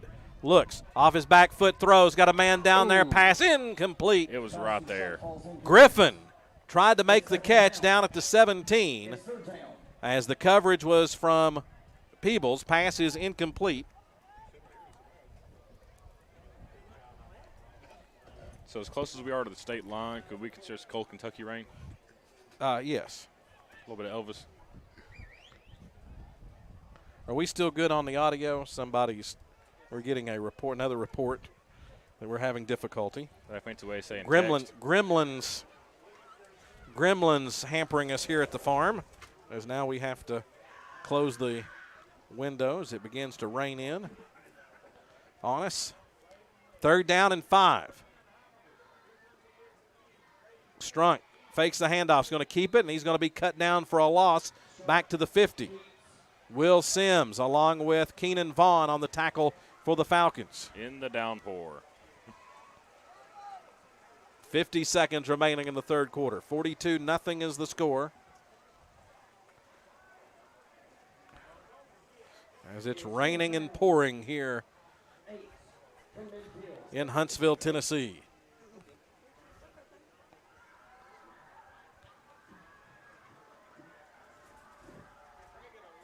Fourth down, and Scott will drop back into punt formation. Here's the snap. Kick is up by Strunk.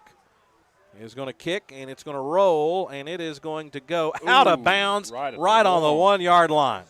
Wow, what a punt by Strunk. Peebles thought it was going to go into the end zone. Hit that little patch of sand. Yeah, it hit that little sandy spot and just died right there at the 1-yard line. Maybe it's there by design. So a great job there by Strunk on the punt, and the Falcon offense will be backed up at their own 1-yard line as the 3rd quarter comes to a close. We'll take a 60-second break and be back with the 4th and final quarter here from Scott High School. Fulton 42, Scott nothing. Coach Rob Blackwell on his way to win number 100 in his career. 60-second break. We'll be back as you listen to Fulton football on WKCS Radio. From time to time, parents occasionally ask, is it safe for my children to participate in high school sports? A better question might be, is it safe for my children not to participate in high school sports? Statistics show that teenagers are likely to be healthier and stay healthier as adults if they play a sport in high school. Participating in a high school sport builds and maintains strong bones, muscles, and joints. High school athletes are also more likely to develop good eating habits. High school athletes not only have stronger bodies, their self-esteem, self-confidence, and self-discipline are strengthened too. So insightful parents aren't asking, is it safe for my children to participate in high school sports? Instead, they're asking, hey, what time is the game tonight? This message presented by the Tennessee Secondary School Athletic Association and the Tennessee Interscholastic Athletic Administrators Association. Quarter action underway here from Scott High School in the pouring rain. Rain cell coming right over us here. And Fulton will have the ball at their own 1 yard line, trying to work their way out of the end zone. As Fulton's going to go with a power set here. As getting the snap is going to be Jackson. And he's going to fumble the football, and I think he was able to fall on it. As Scott was able to pull it away as he was trying to run near the goal line. The Scott coaches say they want a safety, but I'm not quite sure. As you just, at this point on the field, you just got to get what you can get.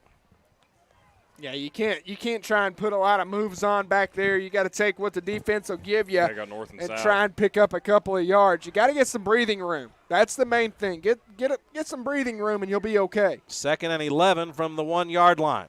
Jackson in the shotgun is going to give it to Sims. Sims is going to break through and get a couple of yards before he's dropped. And it will be 3rd down and about 8 yards to go. It's 3rd down and 8.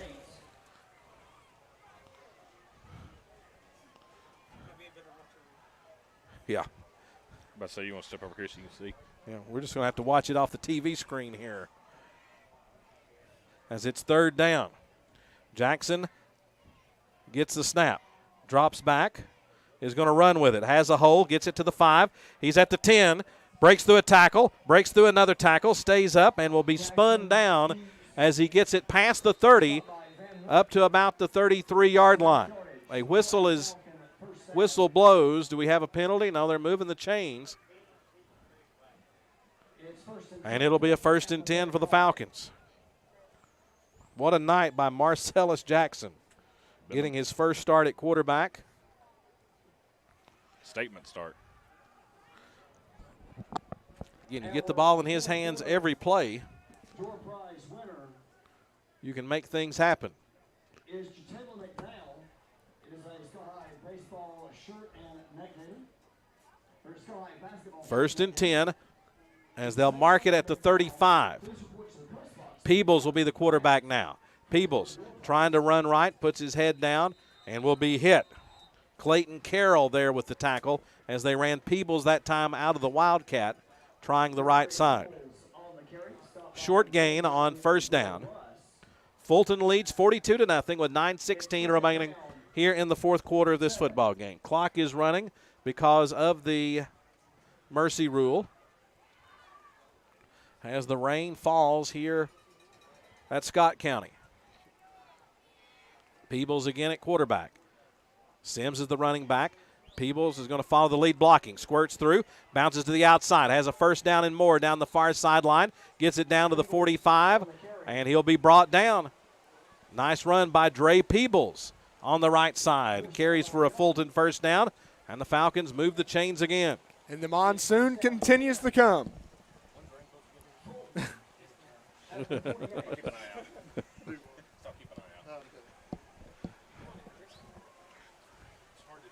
Raining harder here at Scott High.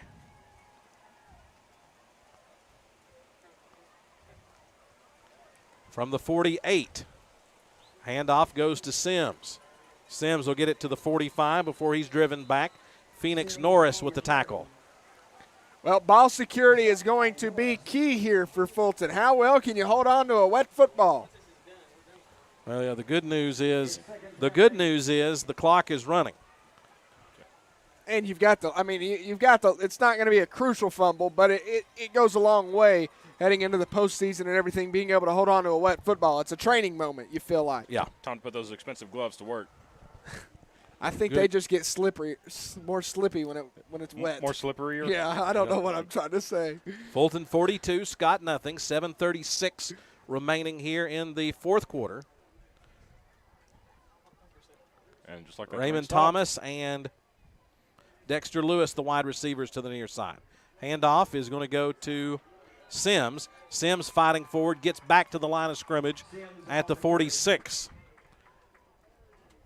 Stopped by Will Wright. Just as fast as it started to rain, it slowed down quite a bit. You know, as soon as you open that window, it's going to start again. Well, I think it's out of here. It's third down. 8. Yeah, got a little golly hot Moses. spot coming here just for a moment. A little meh. Just enough for the people who took their umbrellas down to get wet. Third down, 8 yards to go. Peebles again, the quarterback in the Wildcat. Snap. Bounces off his face mask up in the air, and he's going to be blasted and dropped. Speaking of ball security. Snap went through his hands up in the air. Just a wet ball right there. Yep, and that's the difficulty of playing in these conditions. And it'll bring up fourth down for the Falcons as Peebles is brought down at the 47-yard line. Punting in these conditions is probably not the best of ideas, so Fulton will go for it. Well, when your quarterback can't handle the snap, it's somebody that's supposed to handle it every time.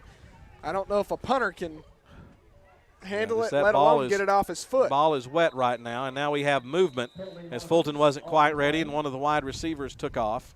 Illegal procedure is going to move it back 5 yards more. I think that was the young freshman right there. Thomas might have left a little earlier, wasn't set.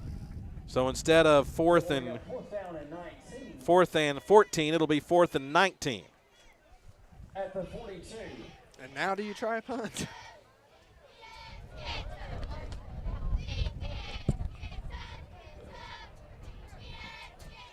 Well, Fulton will still go for it here. 3 receivers near side. Dre Peebles at quarterback. Dre fakes the handoff, is going to keep it. Here's Dre with running room. Here's Dre off to the races. 30, 25, 20. Breaks to the sideline, 10-5, touchdown. Big Maroon on 4th down, the keeper by Dre Peebles. How's that for a 4th down conversion? 58 yards on the touchdown run by Peebles, and the Falcons increase the lead to 48-0.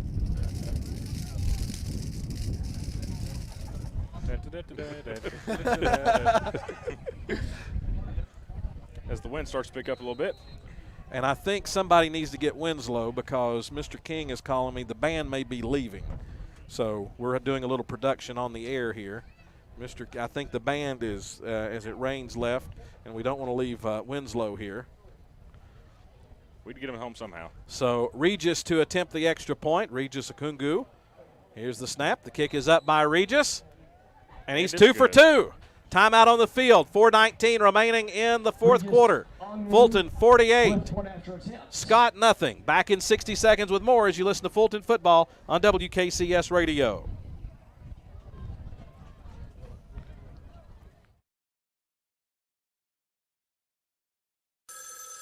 Ranger Station, Ranger speaking. Hi. I'd like to report a bear hug. Okay. Well, before I left my campsite, I was putting out my fire, and out of nowhere, Smokey Bear showed up and hugged me? So you drowned the fire, you stirred it, drowned it again, and felt that it was cold? Uh-huh. Oh, yeah. He likes it when people correctly put out their campfires. He's pretty big on wildfire prevention. He's just letting you know you did good with a hug. He's a hugger. I just got a bear hug from Smokey Bear. Status update. All right, I'm going to let you go now. I've got a lot of ranger stuff to do. There are many ways to start a fire, but one sure way to put it out. Learn how you can do your part at SmokeyBear.com.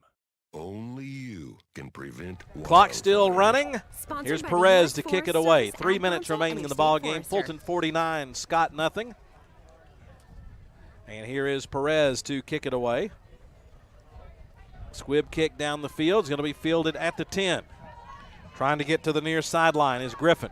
Griffin now cuts back to the left, stays up, and will finally be driven down. Thomas in on the tackle, along with Joe Moore and William Watson the fourth with the tackle.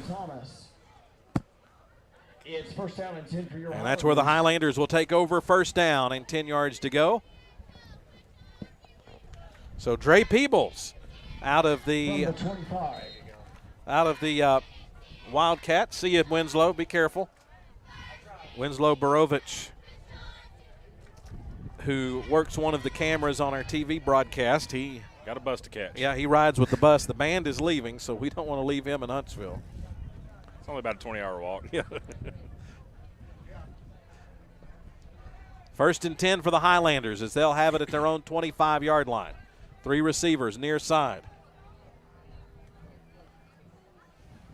Strunk is going to run. Throws off his back foot. Pass is going to be batted away and incomplete. Almost intercepted. As on the coverage for the Falcons was Walter McNair. And the pass is incomplete. 2nd down and 10.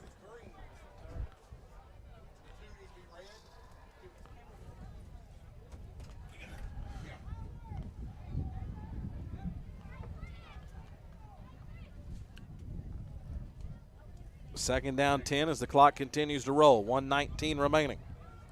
Camera by committee over here going on. Yeah. Which goes to prove you Nicholas can does everything. The rest of us are just here. Oh, don't give us any credit. He's telling us Back what to to do. pass is going to be deflected away and almost intercepted. Pass in the middle field, batted away, and Tyler McNew almost came away with the interception. Stop. What? We said the same thing at the same time. We got to quit spending time together. I know it. Under a minute remaining in the ball game. 48 seconds left. Scott will probably just have to snap it one more time here, as we're under 38 seconds left. And the Fulton Falcons will get this region win. Win number 5 on the year. As the handoff comes through up the middle. Young on the carry. And getting through is going to be Young. Tripped up by Thomas. Raymond Thomas with the tackle. It's 3rd down. Young comes up with a cramp. He's played hard tonight. You got to give a lot of credit to this Scott High team. They really played hard. They've got some very tough young men.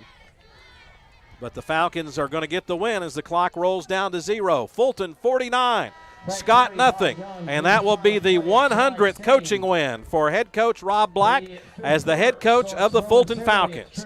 As it happens here tonight at Scott High School, Fulton wins 49-0. Win number 100 for Coach Rob Black.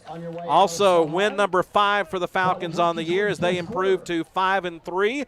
And for the Falcons, probably more importantly, win number 2 in the region, which positions them to be in a situation to make the playoffs again for another year, and more than likely what it sets up in 2 weeks, a battle with the Carter Hornets for 3rd place in region action. So congratulations to head coach Rob Black on win number 100 in his career tonight.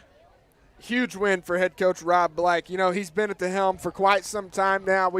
Over the past couple of seasons, you hit a slump, but now for him, you hit a milestone this year. You're pushing for the playoffs. You feel like you've got Fulton back on the right track. We've seen at times they can be a huge threat. They've just got to play consistently. So win number 100, huge congratulations to head coach Rob Black. Yeah, definitely. A lot of people would like to think, oh, you want this win over an Austin East or a Central. Honestly, 100 wins, that's big no matter who it is. It's Scott County, but you also got to think it's a region win. This is a win-you're-in situation when it comes to playoff implications. I think you don't really question who you except the fact that you got it.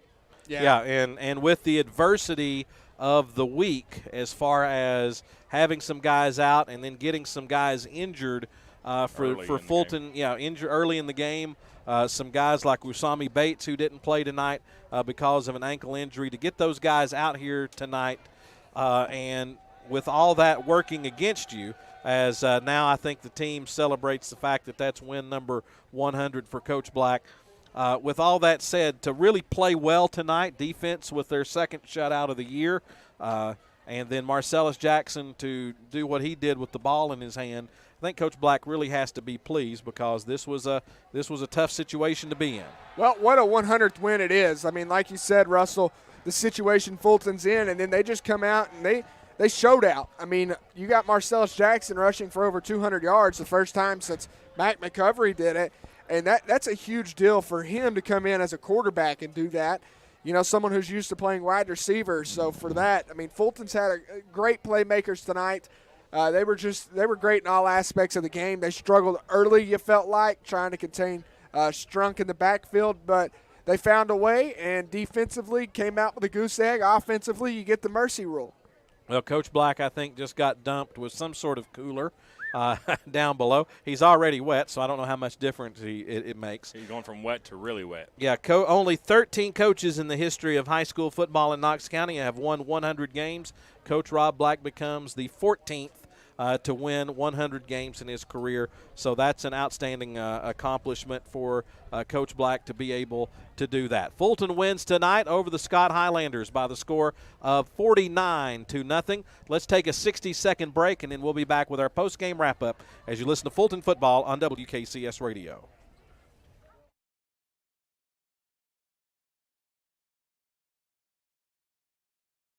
Text and work. Text and pretend to work. Text and act surprised when someone calls you out for not working. Who, me? Text and whatever, just don't text and drive. Visit StopTextsStopWrecks.org. A message from NHTSA and the Ad Council. 3, 2, 1. Oh no. Which button am I? When every second counts, you can't wing it. Guys, a little help up here? In a home fire, you may have less than 2 minutes to get out. So make a family home fire escape plan. Then practice home fire drills at least twice a year so everyone knows what to do when they hear. Prepare your family at ready.gov/fire drill. Brought to you by FEMA, the Ad Council, and Make Safe Happen. Text and whatever, just don't text and drive. Visit StopTextsStopWrecks.org. A message. We're back at Huntsville. Fulton gets the victory 49-0. We'll take you through the 7 touchdowns of your Fulton Falcons. The first, 9:13 left in the first quarter. Marcellus Jackson runs it right up the middle, 70 yards. That was a touchdown, 7-0 at that point. Damian McDowell punches it in from 8 yards out. 4:03 left in the first quarter, 14-0. Second quarter of action, Marcellus runs again for 64 yards. Adding to the Falcons' lead, 21-0. Marcellus, a completed pass at the end of the half, 27-0, because the point after was no good. Third quarter, the kickoff by Hugo Henry went down to the 23-yard line, and yet again, Marcellus Jackson right up the gut. 80 yards, touchdown, 2-point conversion from Peebles was good. Fulton put the mercy rule on at that point. 11:48 left in the third quarter. Fulton led 35-0. 5:35 left in the third quarter. Marcellus Jackson ran for 33 yards to the end zone. 42-0 was your score at that point. And to open up the fourth quarter, it was Peebles, a 52-yard run on a 4th and 19, 49-0. That's how we got to 7 touchdowns tonight. Basically all on the ground. Fulton handling their business on the ground tonight. Rushing stats, Marcellus Jackson, 241 yards tonight on 10 attempts, averaging 24.1 per carry. Huge night for Marcellus Jackson. Peebles, 69 yards on 3 attempts, 23 was his average. And McDowell, 3 attempts, 30 yards as he left the game early, and he also had a touchdown. The lone receiving touchdown was by Peebles. 3 receptions tonight for 30 yards. And Kyle led in yards with 1 reception for 56 yards. That set up to the nice cap on that 1-minute touchdown drive there. Fulton defense getting to add to their stats tonight, keeping Scott under 100 yards. 90 yards is what they actually had. And other than that, they added to their total points for the year. A goose egg on the scoreboard for this Fulton defense. Offensively for Fulton, 454 total yards, held the ball for 10 minutes and 23 seconds. Only 86 passing yards, which is what we saw in the first half. 0 passing yards in the second half for Fulton. Well, that's just credit to the secondary making adjustments there at halftime and sniffing out what Strunk had dialed up when it came to the passing game, which wasn't much to begin with, but there was still something there, and this defensive coaching staff did a great job of dialing up some adjustments. Fulton ran the ball 25 times tonight, tallied up 368 yards on the ground. Excellent execution tonight offensively for Fulton. Able to open up some holes. You're thrown into some sticky situations to start the week. You're down your starting quarterback. You're down your starting running back. But obviously, Fulton came to play. They played with the next man up mentality, which is what something Coach Black preaches. You know, you never know when your number's going to get called. And tonight, the guys whose numbers got called, they showed, hey, we want to play. Well, I mean, look at Sims tonight. Heck of a night on the ground. Do you think going through pregame yesterday and walk through, he thought he was going to be getting as many touches as he did? Probably not. I mean, you've got Marmar and McDowell both in front of you in the running order? Well, Sims tonight, let's see. Let me try and find where are the rushing. There we are. Sims, 9 attempts tonight, 28 yards. He had that big one early in the second half. Scoring update, a score that went final. Bradley Central 31, Farragut 28. The Bears kicked a 41-yard field goal as time expired. Right Huge there. win for Bradley Central to continue their 8-0 season. And again, right there, we're seeing Farragut, the tail of their season, the best sub-500 team in probably all of Tennessee. Yeah, Fulton going to face Farragut next week. That's going to be a huge confidence booster for them. You know, you play Bradley Central tough. Fulton, you don't know what they're going to have next week. But tonight, I mean, you don't. For Farragut, it's going to be hard to game plan. I mean, which offense are you going to get? You're going to get Rayshawn Jackson at quarterback. You're going to get Marcellus at quarterback, or even Peebles at quarterback. You don't know. It's going to be tough for Farragut to game plan. And I'm sure Fulton's not going to show any hands this week trying to figure out who's going to play where. So Fulton definitely going to have the upper hand in game plan. Yeah, after seeing how Farragut's been doing week to week and who they've been playing tough with, I think it's one of those, you know, here's the film. We're not going to tell you who's going to be at quarterback because we don't really know, but we'll let you figure it out come Friday. Yeah, but tonight Fulton gets the win 49-0 over Scott County to improve to 5-3 on the season. So a huge win for Fulton tonight. Two games left.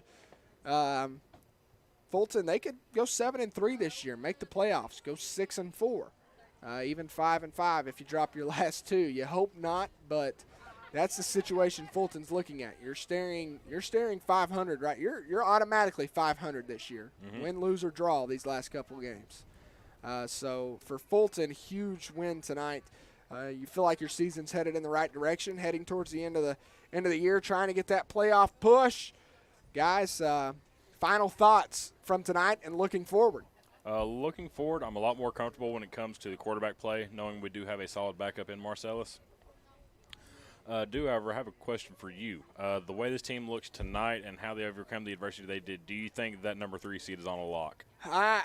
It's tough to tell, and it's tough because you don't know what Carter's going to do. You know, that's the one game you have to win. You lose to Farragut next week, there's no playoff implications there. Farragut's not a region game. You've got to beat Carter to secure the 3 seed in the playoffs, maybe even hope for a loss somewhere else down the line. I don't know who's left to play in the region that could boost Fulton into the 2nd seed. I don't know the situation. There's probably a situation out there, Russell, I'm sure you'll look into it to see if Fulton can get home field. I don't know if they can, but it's just one of those situations where which team's going to show up for Carter. I think, honestly, we've seen better football out of Fulton this year all around. They've played more consistently all year. Carter, on the other hand, a streaky team. They started the season off hot and then kind of cooled off, got throttled by AC, a huge region game. Team. So for Fulton, I think definitely athleticism-wise, Fulton has the advantage, and that's what you got to do to beat Carter. Be the better athlete that night, and I think Fulton can win. Defensively, Fulton's played great. The only downside is Carter likes to throw the football. How well can Fulton handle throwing in a quarterback like tonight? You know, Chandler Wilson's got some weapons on the outside. Chandler Wilson can also get it done by himself. He's proved that early in the year. So quarterback play is going to be the huge thing against Carter. How well can Fulton contain Chandler Wilson?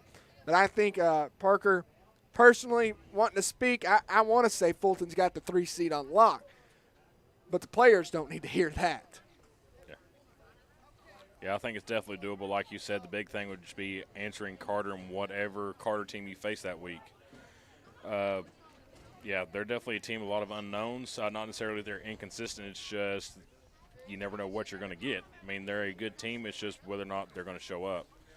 But, yeah, going to be interesting to see how the defense for Fulton adjusts in the next couple of weeks, just for the sheer fact that you don't know who you're getting back. Because it wasn't as big a factor tonight. The defensive front kind of stepped up and played the entire game because the downfield threat wasn't much of a thing there. I think their deepest pass was probably, 3 yards, 5 yards past the line. So it's going to be interesting to see how they adjust that, whether or not we get Rayshawn back in the next couple of days, and see how this Fulton team adjusts going forward into next week. Yeah, and let's also so earlier in the game, number 37, Damian McDowell got hurt with that collarbone injury. So hopefully he has a speedy recovery. Other than that, though, I was talking to some of the players when I was down there on the sideline, and I asked them one question. I said, so how did you all adapt to having Marcellus in as quarterback this week? And they were all like, we responded good. Marcellus, they all said basically the same thing Coach Black said when we cut off was, Marcellus, he's an athlete, a pure athlete through and through. You can put him wherever, and he's going to go out and perform, and he's going to understand the assignment. Now, there is going to be some times where you're going to go out there and you're going to mess up, but that's normal. He doesn't get a lot of reps starting as a quarterback, but tonight he came out and he performed. So I got to give it to the Falcons tonight. Great game, great win, and congratulations, Coach Black, on your 100th win with the Fulton Falcons. Yeah, only the 14th head coach in the history of high school football in Knox County to win 100 games as the Falcons overcome a lot of adversity tonight here in Huntsville to win 49-0, an impressive victory to go 5-3 on the year. Next week we will be at home. The last two games of the regular season will be home games as the Falcons will take on Farragut next week at Bob Black Field, and then senior night against the Carter Hornets coming up in 2 weeks. We invite you to come out and join us. Two big games for the Falcons here in the next 2 weeks. Fulton with the win, again 5-3, now 2-2 in region play, well positioned to make the playoffs for the 13th consecutive year.